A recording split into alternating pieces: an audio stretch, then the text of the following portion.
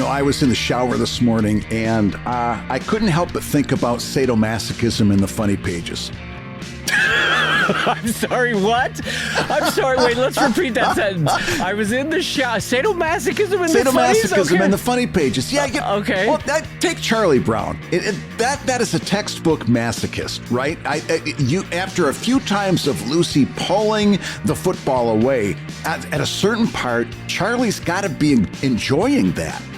Oh, he's complicit. Yeah. Yes. Oh, he's absolutely complicit. Yes. Like yeah. think about all the things that he does that after once or twice anybody else would just stop doing it, but he needs that pain. He needs the pain. Or, I mean, I suppose the other option is, Brad, he is a stone cold idiot. You know what I mean? Like, that's option two. That's also possible in life. That could be, but I like mine better. Yeah, I know. I like yours better. I mean, think about it. He goes out. He can fly that kite any place he wants. He can go over there towards the north. He can go over there towards the south. He can go over towards the east. But he always goes over to the kite-eating tree and puts that kite up right in front of the tree. At a certain point, he's got to be wanting that tree to eat the kite.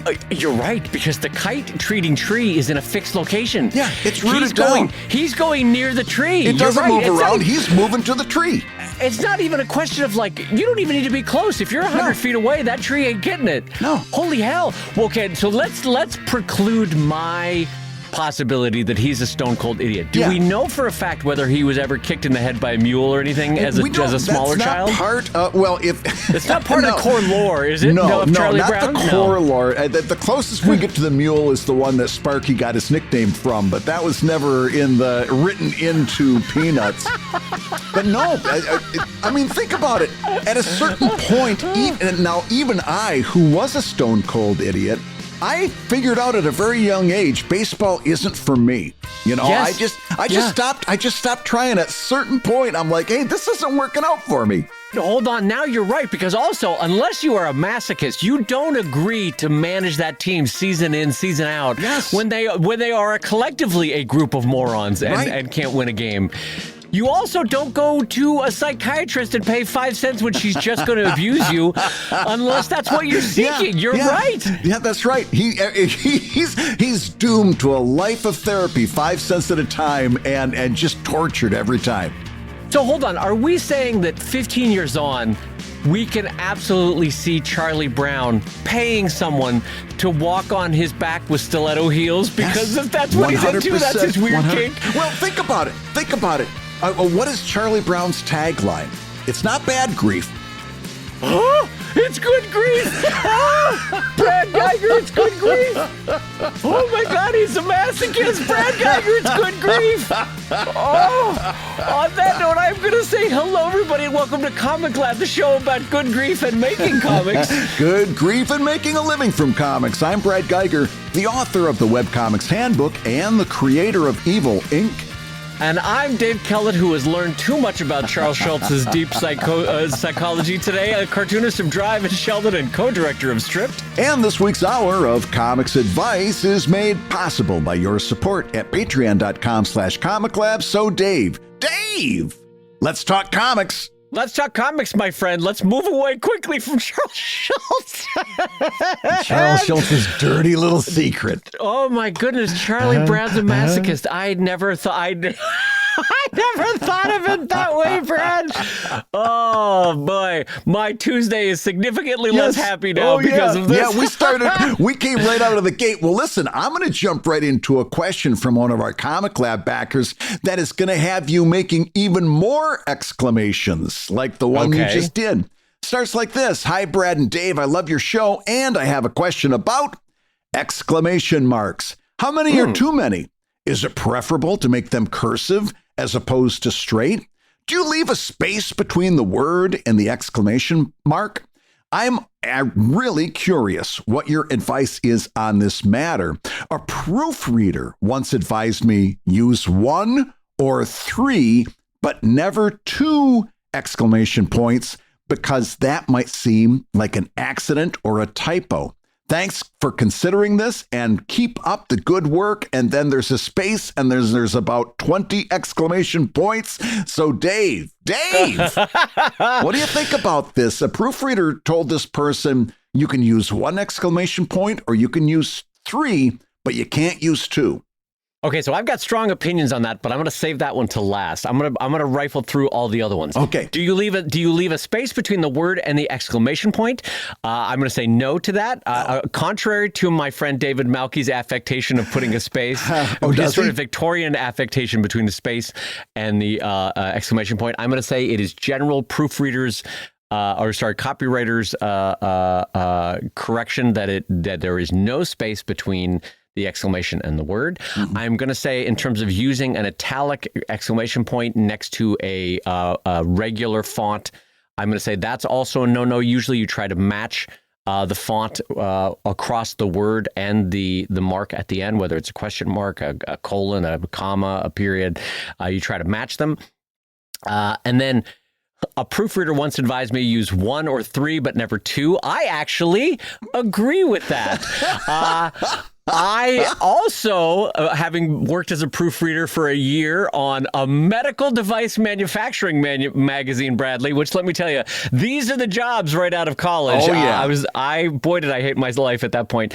But I did work as a proofreader, and yes, I also would advise it's either 1 exclamation point or 3. It's not 2, because that comes across as a mistaken keystroke. And it's not 4, because at 4, you've achieved what you needed to achieve with 3. So why would you go above 3? But yeah, I actually have strong feelings about that last one. How do you feel, Brad, on the question of exclamation marks? I think we're going to argue. Everything you said up until that last point made perfect sense. Okay. But I also had visceral feelings, but they were opposite. In other words, I'm going to tell you what I actually had written down when this question came in. If a proofreader had told me that about the 2 exclamation points, I would have paid that person, thanked them for their time, and then went running as fast as I could in the opposite direction. So you don't agree that 2 looks like a mistake, but 3 looks like intentionality? Hard disagree. And I'll tell you why. I would never use that proofreader again. Because that proofreader is, from that statement, I would think that proofreader is probably a very, very highly qualified, super smart, maybe a master's degree in English literature, smart person, but they are proofreading for prose, and I need somebody that understands comics grammar, and comics grammar is 100% different. I did not expect to be attacked like this. I mean, I might as well be a 22-year-old Charlie Brown putting on my nipple clamps talking to Brad Geiger on this. You know what? It's bad enough that Charlie Brown's been coming back for that football. You keep coming back every Tuesday for the last 8 years. I mean, me and Charlie Brown, we got this in common. We both getting kicked. We're both getting kicked. I'm telling you, because here's the thing. Number one, be honest with me. In a given year, how many times do you use more than 1 exclamation point, period? In other words, how many times have you used 2, 3, or 4, or any multiple above 1? This is the God's honest truth, is that I have used 3 exclamation points, but it's rare, very rare. Yes. I would say sparingly rare in my comm mix. What I will do instead, and this is actually what I would advise our question asker, is rather than multiplying the number of exclamation points in order to exclaim louder, what I would do is change up the font size, change up the font, change up the font presentation. All the 3 of those things are different ways to do it, and such that the word itself, the final punch word or exclamatory word in that sentence, does the heavy lifting along with an exclamation point, not 3 exclamation points, which I would describe as more of an amateur way of doing it. I would rather the sentence, the phrase, the punch word, the punch phrase itself is looking exclamatory, right, Brad? Yes. And maybe even I would lean in on the word balloon could change shape in some electric fashion. Either a tiny corner of the bubble exploding, the entire thing exploding, the font itself exploding past the edges of the word balloon, which is sometimes used effectively. There's a whole range of tactics that I would advise. In fact, sometimes, Brad, I make my font presentation, my stylization so effective that I then remove the exclamation point entirely and go back to a period. Right. Honestly. And in a way that I find to be more effective than trying to exclaim. The font is doing the work for you in comics, which prose wishes it could do. Right. Wishes it could do that. That's my whole point. Comics can show, not tell. So, okay, yes, in this case, perhaps I'm not the masochist that Charlie Brown. Perhaps I have found a friend that I can walk through life with where he won't stomp on my chest in his stilettos. So tell me. Unless you ask very, very nice. Unless I ask for permission. What is it? What is the phrase that people use when they're doing sex moves? They ask for, it starts with a C. Is it, consent? Oh, boy, am I asking the Are you wrong looking person. for the word consent? Consent, that's the word. Oh, God, I know that sounds terrible. Listen, that I couldn't remember the word consent. It's okay. You're talking to the guy that put the word sensual in the word consensual. I want to duck out of this conversation now that I've started it. All right. So, but yes, no, we're in agreement on this. The comics can do what prose can't do. Yes. A prose novelist or a poet or whatever has to use multiple exclamation points to show extreme energy. Yeah. A cartoonist can literally show extreme energy in the font styling, in the font presentation, in the word balloon, in the entire scene, rather than just letting the exclamation points do the work. Right now, just having snapped you with the whip, I'm going to give you a little bit of a nice, comforting speech here, because your lettering is so good at that you don't need to mess around with these exclamation points and stuff. Your lettering is super effusive, amazingly expressive. You're really good at this, you know? Oh, thank you. And so if you're doing lettering to the level of a Dave Kellett, you don't have to worry about multiple exclamation points. And in fact, like Dave said earlier, sometimes, for example, every now and again, and I'll catch myself doing this too. I'll throw myself under the bus. I'll have a 72-point a sound effect that takes up 3/4 of the panel. And then I put an exclamation point after it. Well, listen, if this sound effect is huge, so big that it dwarfs everything else practically, you don't need an exclamation point. I think that point is pretty much made. That's a loud exclamatory sound. You don't need the exclamation point. Yeah, to Brad's point, if anything, it strikes it home even better when it's a huge, expressive, stylistic clang. Yeah. But then there is either no punctuation mark at the end or a period, where it's so resonant as a visual sound that the period is in a way underselling what you've just been presented, and so doing makes it more effective. So I want to say a couple things. If you have not picked it up, on sale at $17 full price or less, you can get what's called The Essential Guide to Comic Book Lettering by Nate Picos. Oh my God, Brad and I are both holding it up to the camera for each other. Oh my God, like two proud idiots. We both have the same book. Well, I wanted to check something, but go ahead. Finish giving the information of Nate's book. I'm gonna say two things. Read through. It's actually a fun, I continue to learn from this book, even though I'm 25, 26 years into my career. Yeah. The Essential Guide to Comic Book Lettering by Nate Picos. It's spelled Piekos, which I think is Greek. Is that Picos? I believe it is, right? yes. Yeah. And so, or check out the entire opus of work by Chris Eliopoulos, who is a fantastic letterer. Like anything Chris letters looks fantastic. But frankly, there's multiple great letterers in the Marvel DC world or the Image world that you can look to learn from. But Nate has it all in one place and explains as he goes along the choices he makes. Yeah. But in a case of exclamation points, the font, the presentation, the stylization can do the heavy lifting for you, rather than what I would describe as the slightly more pro-am approach, which is using more exclamation points. Yeah. And I'll tell you why I said, and I kind of stick to the idea that I would not use this proofreader, because I'd be worried about them not understanding comics grammar. When I hear something like that, I would, a person that is a prose editor, if you had something that was like something that happened right after 4:59, 1 minute after 4:59, they would say that you should write that the number 5, a space, P period, M period. Right? That would be like a AMA style, or that's definitely Associated Press style. In other words, that's how they would have that written.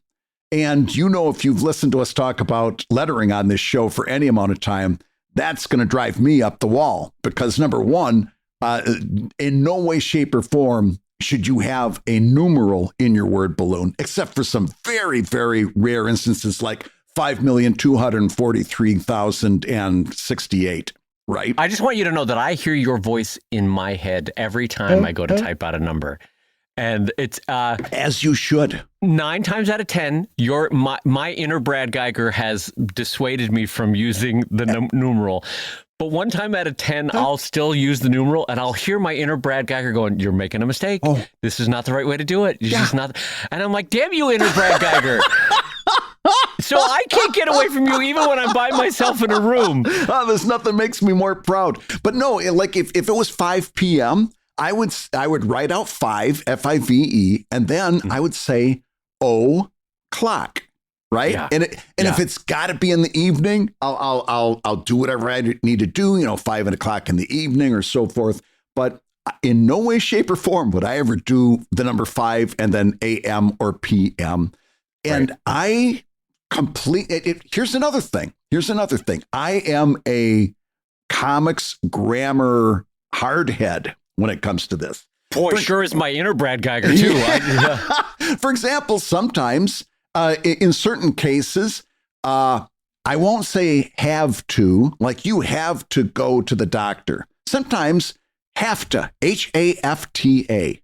Now, or I would say sometimes gotta, G-O-T-T-A. I gotta go to the doctor, And so but that's a specifically comics grammar thing. Also, you've heard me say before, now this is a hardhead thing. I don't expect everyone to do this, but I believe in this. If you're being really honest, Dr.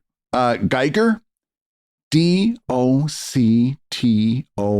not D-R period. I think abbreviations like that trip your reader up in a comic word balloon. They're okay in a novel, but in a word balloon, I think they trip you up.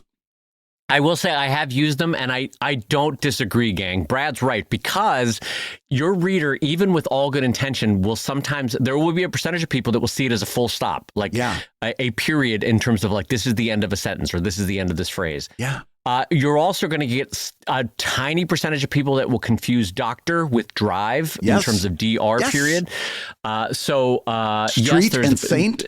Yeah, exactly. Exactly. And so I also just want to go back to 5 o'clock for a minute, because this is a slight deviation from what you were trying to say, but sometimes my mind flashes on people using English as a second language or learning English.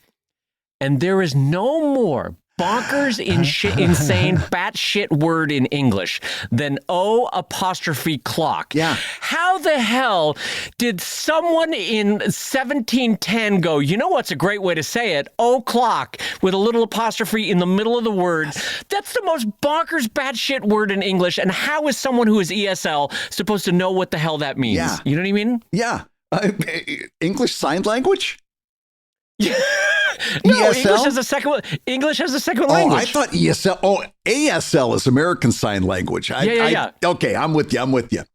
I read a book about medieval history that explained that a little bit, why it's o'clock. Because in medieval times, there was about 4 different ways to tell time.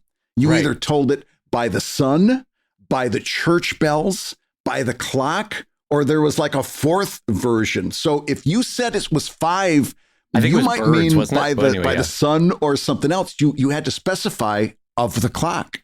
Yeah. It was not until trains came along that the clock became the specific way that all of culture referred to time. So you're right. You did have to say by the church bell, by the sun, by the. Yeah. But still still, even given that, the fact that we took of the clock and made it O''clock, that's bad shit. That's people that don't know how to structure their own language. That's alcohol was involved with that, and I feel so sorry for everyone coming from Portuguese or Mandarin and trying to learn English, and then they get to the word o'clock, and they're like, what the bloody hell is this? What are we doing? Yeah. Anyway, but yes, I agree with Brad. 5 o'clock is the best way to write it. I'll tell you how far I haven't taken this step yet, but I got a feeling it's going to happen sooner or later. And this I've always seen attributed to Jim Davis. You know, if we see Jim Davis at the NCS, I want to ask him about this because I don't think I've looked. I'm not sure he actually does it. Maybe I definitely want to cover this space before I ask him, because if he's doing it every day in Garfield, then I'll be sad that I missed it. But if you have one sentence in a word balloon, that sentence does not need a period, because that word balloon symbolizes that this is one sentence. This is a discrete unit. A discrete unit. Here's the thing. As a proofreader, I hate that. As a cartoonist, I love that thought. Exactly. And I actually would love, can you do me a favor? Can I be next to you when you talk to Jim Davis about this? Because I'll tell you, one of my favorite lines of conversation I ever got into with Jim about Garfield, when Fred and I went out to interview him, and our interview, I think I told you this story, it was slated to last 45 minutes, but he kept hitting the little intercom on his desk and going, Susan, cancel my noon. Susan, cancel my 12:30.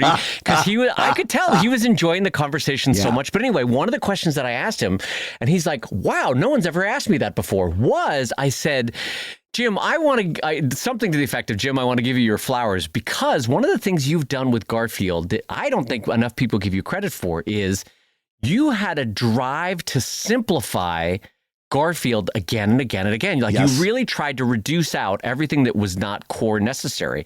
And I said, one of the things that I learned early on was, Jim Davis made Garfield into a 3-panel comic.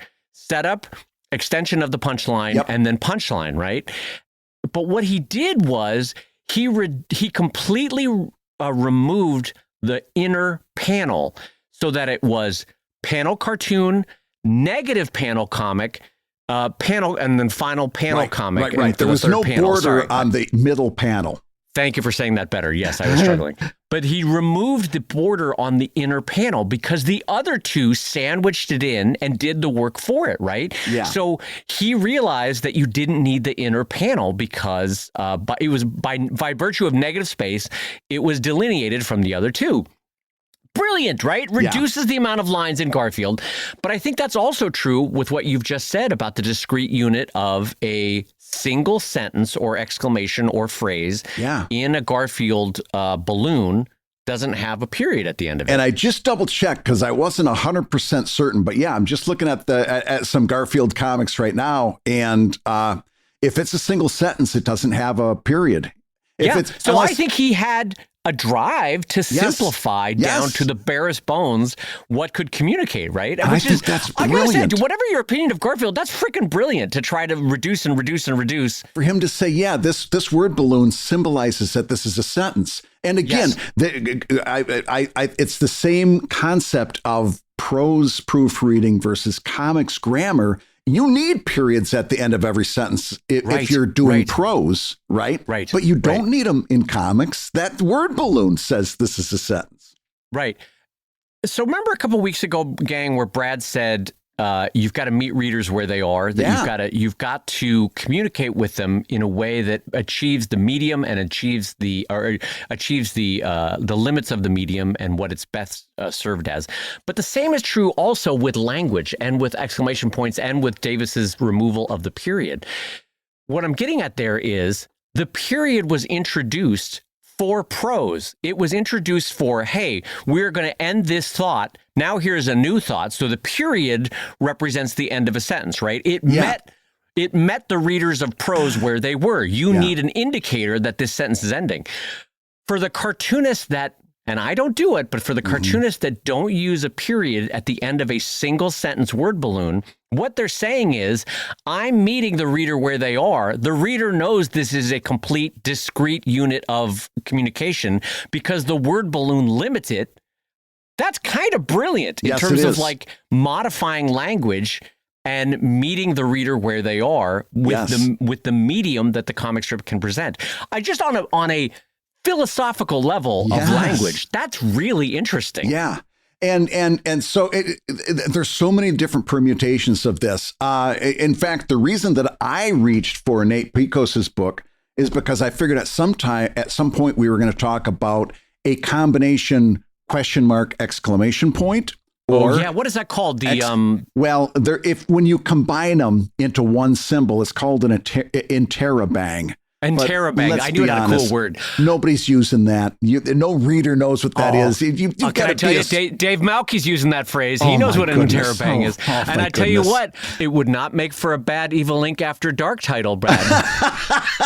You're right. Yeah, that could be a new character, the interrobang. That's when the detectives have to do the interrogation, but things go awry, gang, in the sexiest of ways. Way, yes. Yeah, exactly. But I looked and then if Charlie Brown's involved, it can get nipple clips involved as well. Oh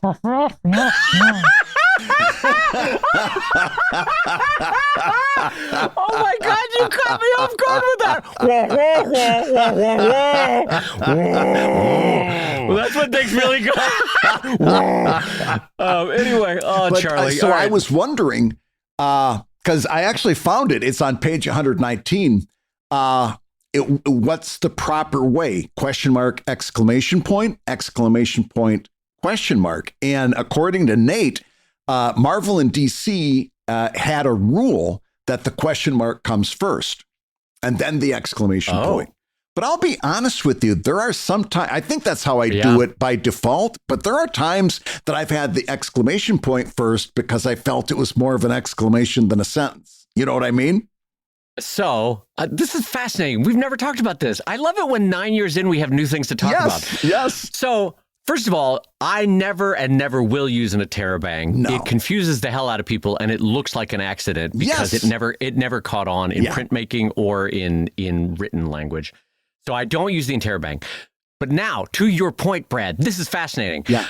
I will usually default to exclamation point, ? Exclamation point, because stylistically, I find that to have a symmetry and a balance that I find interesting from a visual standpoint, right? Yeah. But, and this is where it's fascinating, there are some phrases, some language points where I'll be like, no, this is question first, followed by a realization that is exclamatory, and then I'll put the exclamation point second. Yeah. There are times where it's exclamatory first, but then questioning at the end, and I will literally flip them around. So yes, I have had phrases that have done all three of those, either exclamation point, ? Exclamation point, number one, or ?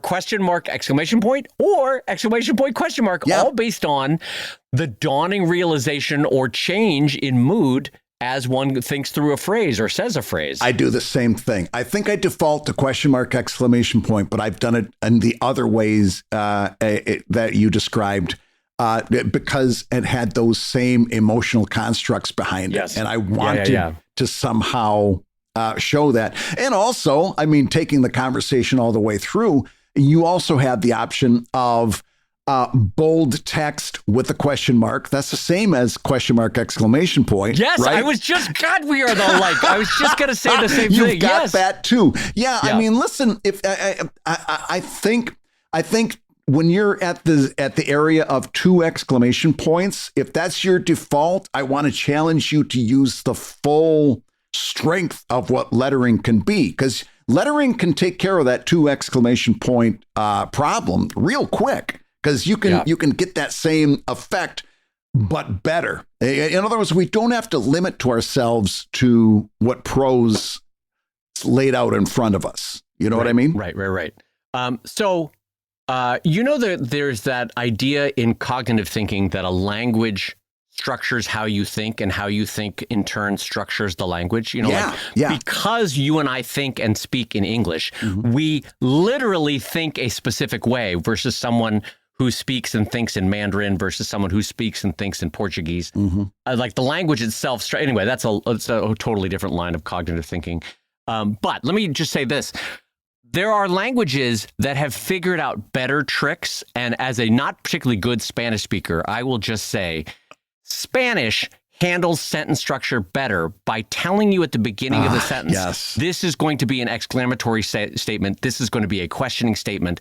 Because it's weird whenever you have someone reading out to children in a library or reading out something in a public statement, and they realize 3 words before the end of the sentence that it's actually a question. Yeah. And so, Brad, you'll be like, this is what it ends up as happening when someone's reading out loud to a crowd, and at the very end, their eye spots the question mark.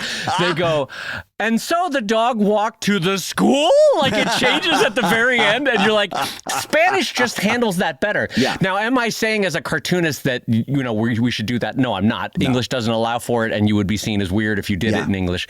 I'm just saying, like, I do find it fascinating that much like how comics have innovated the way language and communication can communicate between the cartoonist and the reader, other languages have tricks that English does not. And I just want you to be aware, as a new or burgeoning or pro cartoonist, that the abilities of comics to show without telling in a way that prose cannot gives you and opens up a whole new world of how you can use tools and tricks and tips to communicate to your audience. As Brad just said, by using bolds or italics or stylizations on a font, you may still have to use the question mark because that can do something that nothing else in English can do.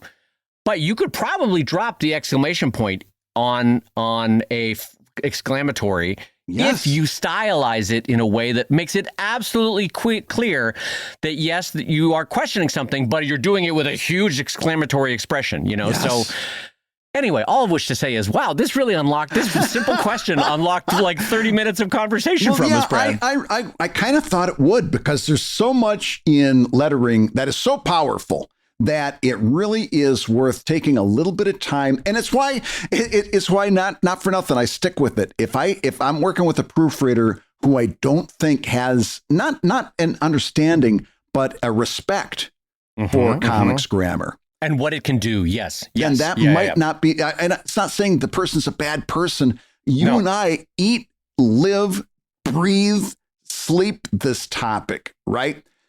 To expect a garden variety proofreader to understand it on that level is kind of asking a bit much. That's why I think a comics proofreader is somebody who can actually lay claim to that power is pretty rare to find. There's lots of people who can tell you got the word spelled wrong. And if you're proofreading Evil Inc., you got lots of opportunities to do that. you got other things to work on besides that. I just want to say, because it's fun to point out the ways that comics can do things that prose wishes it could do. Right. So in terms of presenting a mood by using exclamatory marks at the end of a sentence. So if a poet or a prose novelist wanted to write true sadness and heaviness and weightedness in a single no. Yeah. They kind of can't, right? But if you can think of all the stylized way that a cartoon, like if Brad pulls the camera back 30 feet from a character, puts them in silhouette in a completely white space, and has a huge word balloon with a teeny tiny word no. Think about what that presents in terms of mood that a prose novelist would have to use an entire paragraph to express, right? That's what Brad and I are getting at in terms of like what comics can do to show exclamations without having to use exclamations, right? Yeah. And you've got a whole litany of things at your disposal. Yeah, right? that's just one example, right? Brad, like Brad said, you've got a whole litany. Yep. Yeah. Hey, gang, if you're listening while you work, take a minute to stand and stretch. And while you're doing that, we'll tell you why you should join us on Patreon. Yeah, because when you do, you'll get hours and hours of podcasts that we've recorded just for backers. And exclusive Patreon posts that go even deeper on Comic Lab topics. And you'll get access to our exclusive Discord server, a thriving community of professional cartoonists. So you can support the show you love and get tons of actionable resources for your own cartooning. And ho Nelly, if you want even more comics goodness in your life, check out the new drawing show that we're doing with our pal Kevin McShane over at wrongwayshow.com. That's wrongwayshow.com. In each episode, we'll show you how to draw your favorite cartoon characters the wrong way. Now, everybody, let's talk comics.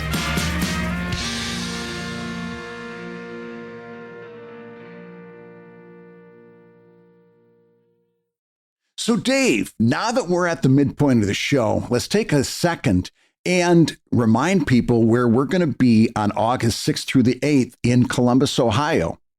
Columbus, Ohio, August 6th through the 8th. Brad and I will be at the NCS Reuben Award Weekend, which is it's not just the awards. It is speeches, it is talks, it is classes, it is socializing, it's meeting with editors and publishers. It's there's also going to be a book signing and selling opportunity this year, which we haven't done in like 10 years at the Reubens. There's going to be museum tours with the entirely redone Billy Ireland Museum, which is going to have both a first-time huge Chris Ware exhibit and the newly permanent and expanded Bill Watterson, Calvin and Hobbes exhibit, which I'm very excited to see. And so, but also, most excitingly to the Comic Lab audience, Brad and I will be hosting a 3-person panel talk on really the topic of making comics work and making a living in comics work in today's modern era. And Brad, who do we have on for panelists for this exciting show? We've got just an absolute amazing lineup of cartoonists, including Jamar Nicholas, D. Fish, and Terry Liebenson, all 3 of whom are completely unique people who are going to come in and talk about comics from a different perspective. We're going to have a wide range of different approaches to comics and cartooning, and this is going to be off. It's going to be off the charts when it's all said and done. The dust settles. This is going to be one that you're going to be happy that you showed up for. Yeah, and among the 5 panelists that we'll have up on there, the 3 of them and the 2 of us. You'll have comic strip cartoonists, single panel cartoonists, young adult graphic novelists, both published and independently published. Web cartoonists, traditional print cartoonists. It's going to be a great conversation about many paths up the mountain towards making a comics career work in a time of change. And so that's what the name of the panel is going to be called, Actionable Advice in a Time of Change. And we're so excited those 3 are going to join us. You're going to be there as well because you're going to go over to nationalcartoonists.com and you can either join us as a member of the NCS, that's one possibility, but also tickets are available for all the seminars and talks and presentations as a guest of the NCS, right, Brad? What's the exact terminology they use? You just get a ticket holder, right? I believe that's correct. Right. So, gang, we're super excited for it. This one's going to be one. So I'll just be honest. Some Reuben years are better than others. This one's going to have Jim Davis giving a talk, Kathy Geiswhite giving a talk, Brad Geiger, Dave Kellett with the 3 fantastic panelists giving a talk, IP attorneys talking about copyright and contractual protections that you can have for your work. There's going to be TED Talks, 10-minute TED Talks on cartooning that are going to be given. The museum walk around is going to be fantastic. I really think this is going to be a one for a 5-year, 10-year mark in terms of really good Reubens. I think you're right. So, Dave, I want to read you this question that came in from patreon.com/comiclab. This one just came in like within the last 24 hours, but it was too good to pass up. It comes in, starts out like this. Hey, Peaches and Herb. Peaches and Herb? Peaches and Herb. We've been called Dad and Brave. We've been called the Comics Uncles. The Peaches and Herb is a first. That's a Peach. Remind me what Peaches and Herb refers to. They were music, weren't they? They were a musical group. I think Peaches sung and Herb played the ukulele. Oh my God. Now I got to Google this while you read the question. Peaches and Herb. All right. While you're doing that, I'll read this. I just rented a storage space. I'm remodeling my basement after some water damage. Less than 6 feet, not a flood.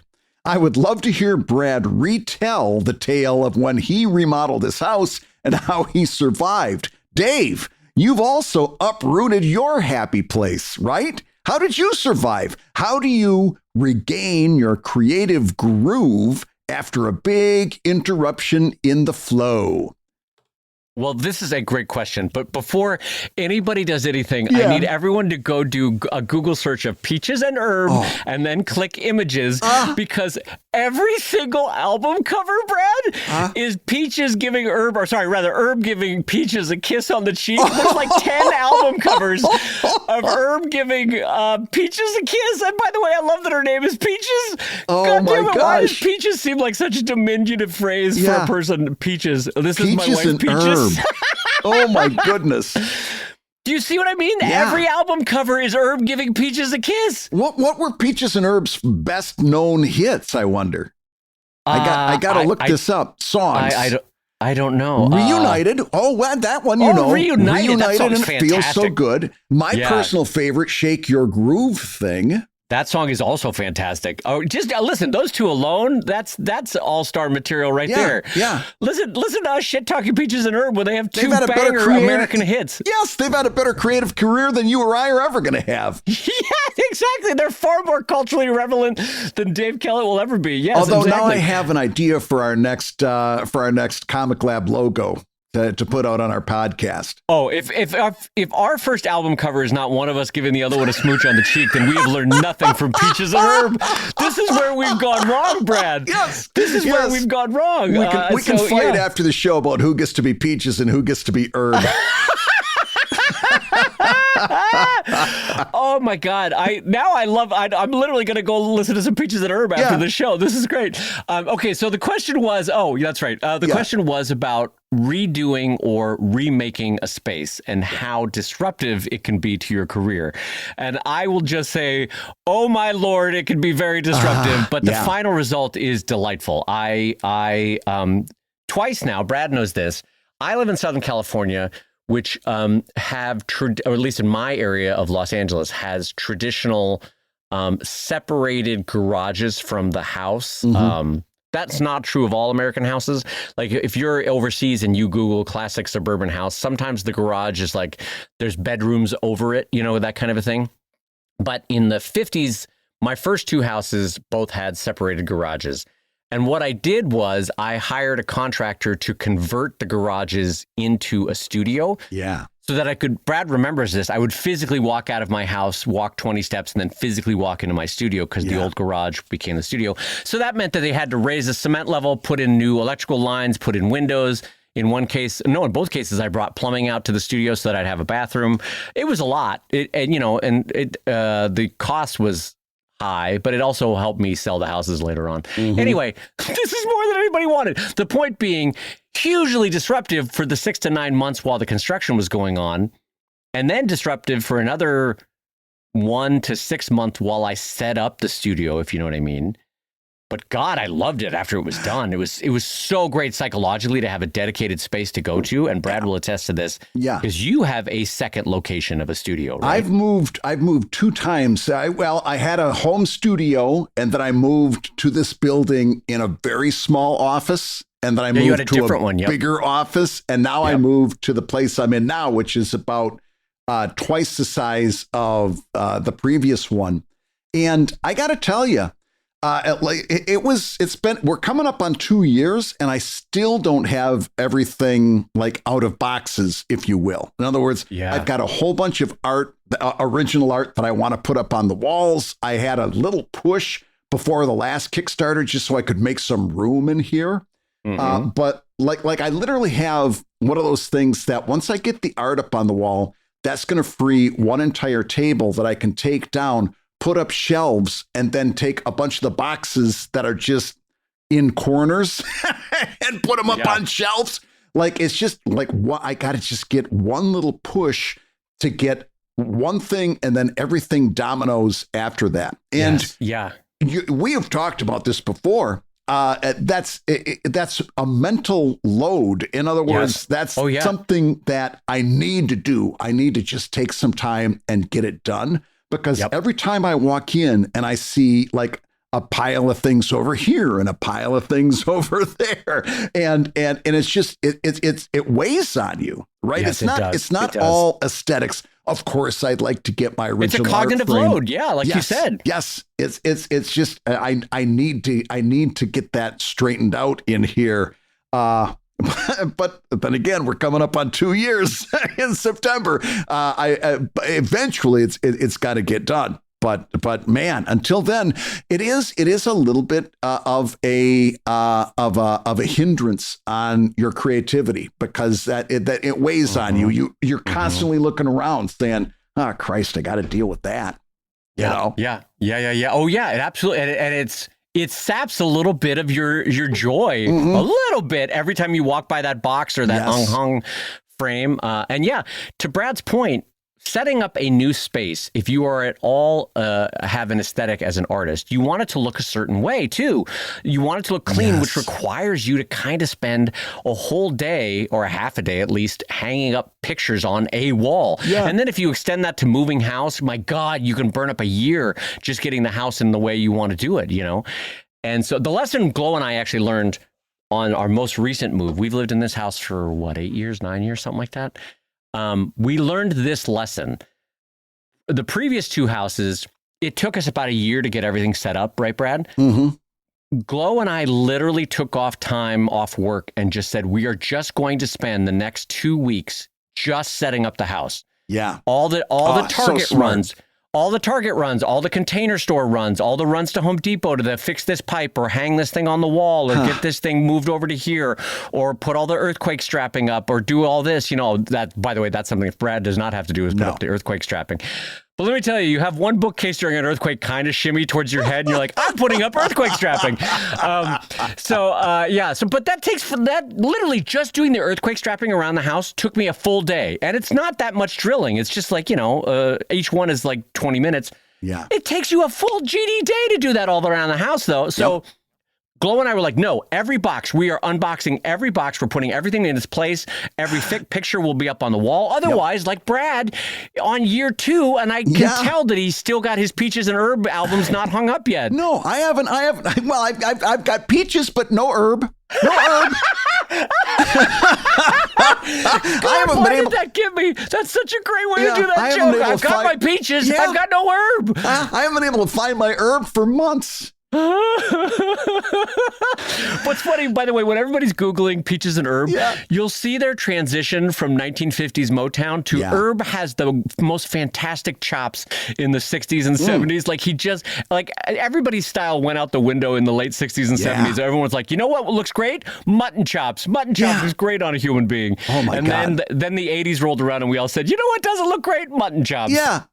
But it's so fun. Yeah, I don't know why, but my TikTok, every day, if I open up TikTok, I get a whole bunch of Newlywed Game clips. Oh my God! And there's no more Brad Geiger algorithm trigger than getting the Newlywed Game. I get Paul Lynde quotes from Hollywood Squares and the Newlywed Game, and of course, Newlywed Game was huge in the 70s, and you see all of those fashion don'ts just waltzing across your stream. I just ask you one thing as a friend because my wife will say something about it. Yeah. Do not do Paul Lynde's voice because if you do it, I will do it. And then I will be doing Paul Lynde for the rest of the day. And my wife later on tonight when I'm doing the dishes will be like, will you please stop doing Paul Lynde? I get it that you enjoy that voice. So please don't do his voice. All right, so let's finish up this. So Dave and Brad, retell the tale of when you remodeled your house. How did you survive though, Brad? Because you remodeled your whole GD house and you lived in a condo with my in-laws, right? We lived in my wife and my 2 grown, 8, at that point, they were like upper teens, lower 20s.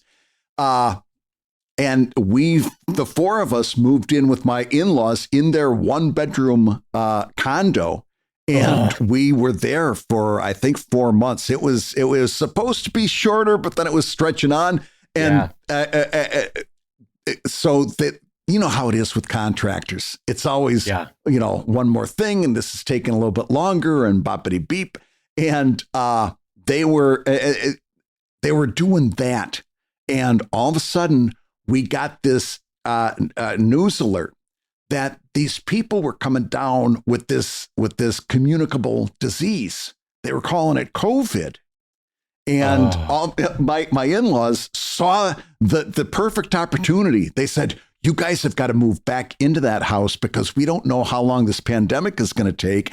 And if you don't go now, you might be trapped here for another 6 months, and then we really will start killing each other. So we told the contractor, do what you got to do. You got a week. It's done. We're calling the movers. Everything's getting moved back in. Oh God! We're getting moved back in. It was kind of a nightmare because it wasn't really done yet. And then after we moved back in, it was hard for them to get the stuff done. Yeah. But it's one of those things that you just during all of that time, I luckily my studio was away from the house, so I could leave and get away from all of that stuff, which was helpful. It is helpful to be able to get out of Dodge Psychologically, from time heck to yeah, time. it is. Yeah. But even then, I had a little home studio set up in the corner of the condo, so I could just go over there and set up with my little tablet and work over there. Oh, wow. I think the important thing in general is just to carve out a little space that you can kind of claim during that time. You know what I mean? And it might be, my wife always rolls her eyes because I am kind of territorial. Like I mark out my territory, and that is now my territory. Don't ask how he marks it, gang. Do Don't not ask. ask. You don't want to see it. And now that I'm turned 50, it takes longer and longer. Yeah, we still can't get the smell out of the carpets, but that's all right. Keep going. But mark out a little space that is just your creative space. I really do believe in that. Because then you can kind of retreat there, and mentally your mind can say, okay, now it's okay to be creative again. Yeah, my first apartment in LA, small 1-bedroom apartment, I literally had a corner in my studio apartment that was just like mentally, when I went to that corner, that was my creative space. Yeah. And what's great is it becomes like a physical mnemonic. Like when I entered this space, now I am working. When I leave, and it was granted, it was a 3-foot by 3-foot space. It was not big. Yeah. But when I went to that corner, it was my space. But I wanted to jump in because I just remembered I had forgotten this. When we were moving into our current house, we had to fix up our old house to get it ready for sale. Oh, yeah. You know what I mean? I don't know if you've done this before, but it's also infuriating because you're like, this is the nicest this house has ever looked, and we're leaving it. I know. You spend the money and you're like, well, why did I do this 5 years ago, damn it? This looks lovely. You made that. You did that so the realtor could make a better commission. I know. Everybody involved made money except me. Anyway, it's fine. But I remember that like my entire family, much like Brad moving into the condo. Yeah. When we repainted the entire interior of the house and we did some woodwork and a little tile work and anyway, there's a lot of dust and stuff. And I was like, I don't want the kids breathing this in. Let's move the entire family into my studio. Yeah. And at the time, I don't know, you never saw my second studio, but there was a pool table in the middle of it. And I didn't want the kids sleeping under the pool table because, by the way, we didn't have enough space for everybody to sleep everywhere. So I put my mattress under the pool table. And I'll be honest, Brad, more than one night I would fall asleep going, how much do I trust the legs on this pool table? Yes. You know what I mean? Like, or do I kick in my sleep? Yeah, exactly. Because you're like, I have 1,000 pounds of cement above me. This is not wisdom. Like, this is my mausoleum, basically. This is how I go. I also remember, by the way, gang, for anyone's curious, I no longer have a pool table in my studio because there was a time Ryan North was over and John Klassen and Tony Cliff, and we were all playing pool. And all three of them said, how do you get any work done when you have a pool table in your studio? And I realized, Brad, I needed to get rid of the pool table because it was like stupid. Every 5 minutes, I'd be like, oh, I'll take a couple shots. And you'd be like, get back to work. What are you doing? Yeah, what are we doing? It's like setting up a professional video game system in your studio, you know? Oh, I've every now and again, you'll see one of those and you can get them for like under $500, like the classic cabinet. But it's got all the video games loaded on it. I always wanted to find one that has the Joust markings because that was my game. Joust. I was a Joust guy. And my son, God bless his soul, he said, I'll go halvesies on it with you and you can keep it at the studio. And I'll just come over every now and again and play. But he says, you'd really enjoy that. And I'm like, yeah, that's exactly why we can never do that. Because I would enjoy that way too much. It's so funny that you should mention the cabinets because I've been watching a Craigslist listing where this guy had a Galaga.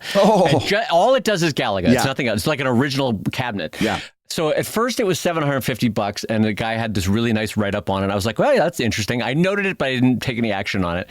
And then a week later, the price came down to $500. No one was grabbing it. And then it was $250 and no one was grabbing it. I was like, but I was getting tempted. $250 for a Galaga cabinet. Now we're talking. And then, Brad, it was like free. You just have to move it. That's what it's like. I need this out of my life. I'm looking at my wife and I'm like, hey, do we have room in our heart for a Gallagher cabinet? She's like, no, absolutely not. We're not putting a Gallagher cabinet. And I wanted it. I wanted it the worst way, Brad. So I'm like looking around my garage, like, can I get a Gallagher cabinet in here? You know, like put it in the garage. I could just hear Gloria saying, I've got room in my heart for a Gallagher cabinet and for a husband. Choose one. Yeah, exactly. But I can also see, like, I get it out in the garage, and eventually it'll be like, you know what? Maybe you need to go out in your garage and play with your Gallagher cabinet. Yeah. Go just to polish it, you know. Just to keep your skills up. No, I would be very, very tempted if there was, especially if it was like someplace I could just have it, you know, moved here, you know, in the neighborhood. Yeah. Oh, man. But this is the kind of thing, the Craigslist listing where I'm like, I'm still a 12-year-old in my heart. Like I would love to have that cabinet. Anyway, God, now I totally got us off track. Where were we? What were we talking about? We were at strategies for staying creative when you're remodeling. Oh, yeah. So my point is, don't put a pool table in your studio because, yes, it's fun when you have cartoonist friends over, but it's a huge distraction when you're trying to get a lick of work done. Yeah. So I do not recommend it. And although the pool table was a great price, that was also a Craigslist purchase, and so that was great. But anyway, I have found in my life moving and remodeling hugely worth it on the end when it's all said and done. But dear God, does it disrupt my life for the 1 month, 6 months, 9 months that it's happening. Yeah. And so I just want you to know that you have to prepare for a move or prepare for a role model by working ahead. Because if you think you can maintain your current pace all the way through, it's kind of a fool's errand. It is hugely disruptive, both to your creative ability and your ability to manage your time, because shit just comes up. Contractors need to talk to you, or the real estate agent needs to talk to you, or this or that. And it just eats up your time. God, I'm so glad you mentioned time management, because on the topic of time management, ours is up, and it's time for me to say you've been listening to Comic Lab, the show about making comics and making a living from comics. And by the way, I'm right back. Last week, transition, not that great. Today, look at that, top of the world, GOAT transition. GOAT. I gotta say, you've been listening to my friend Brad Geiger, the editor of webcomics.com and the GOAT of transitions. He's also the creator of Evil Inc. at evilcomic.com. And my friend Dave Kellett, the co-director of the comics documentary Stripped, and the cartoonist of Sheldon at sheldoncomics.com, and the Hugo Award nominated Drive at drivecomic.com. And a huge shout out to our friend Chuck. Chuck, we see you with your particular flavor of BDSM. Good job, buddy. We're keeping the flame alive for you out there. And the Comic Lab theme song is used with permission from Andy Creighton at theworldrecord.net. And this episode was edited by the ever wonderful, ever whimsical Matt Woodard of Woodsong Productions over at www.woodsong.media. If you love Comic Lab, and we know that you do, you can rate and review the show on Apple Podcasts, and you may hear your review featured on a future episode. And don't forget to give us a 1, 2, 3, 4, 5-star review on Spotify, where we are burning up the podcast charts. And you can share your thoughts on today's episode with the Silver Rubin nominated Brad Geiger over at the Comic Lab Confab line. He's at 1-609-379-3520, and we may play your message on a future episode. Dry elbow. Make plans to see Comic Lab live at the NCS Conference and Rubin Awards August 6th through the 8th in Columbus, Ohio. Go to nationalcartoonists.com for details. And Brad, just a quick pop quiz. What is this sound?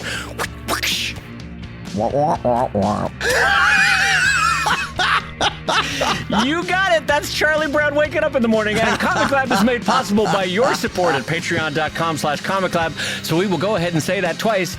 Patreon.com/ I'm sorry, Chuck, I didn't mean to yuck your yums. Oh, that's okay. You can always yuck my yum. Don't you dare do Paul Lynde! Damn it! No, I specifically asked you as a friend not to do. God damn it! Now I'm going to be doing Paul Lynde tonight. Oh.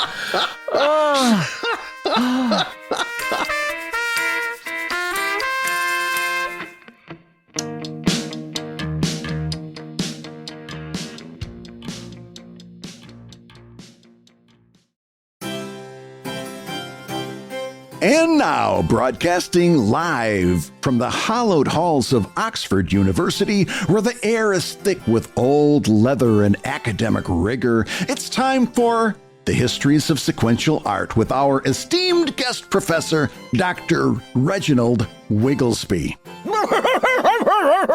Tickety-boo, old boy, and chip-chip.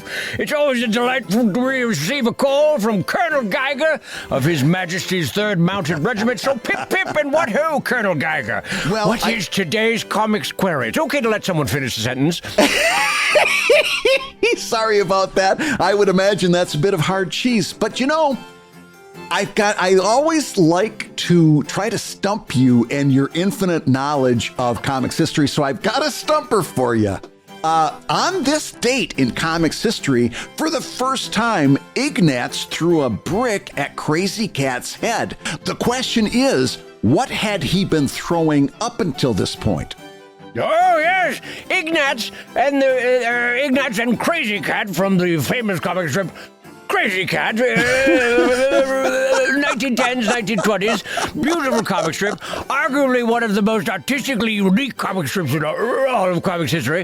The question being posed, what prior to the brick was being thrown at Crazy's head by the young Ignatz Mouse? And the question, Bradley, is answered by the simple phrase, a 1-pound bag of bat guano, which was typically hard to source in the American Southwest in 1910. So the transition being to a brick, which was a little bit easier to source, Bradley. Yes, especially finding a bat capable of that much guano is almost as tough as saying that sentence.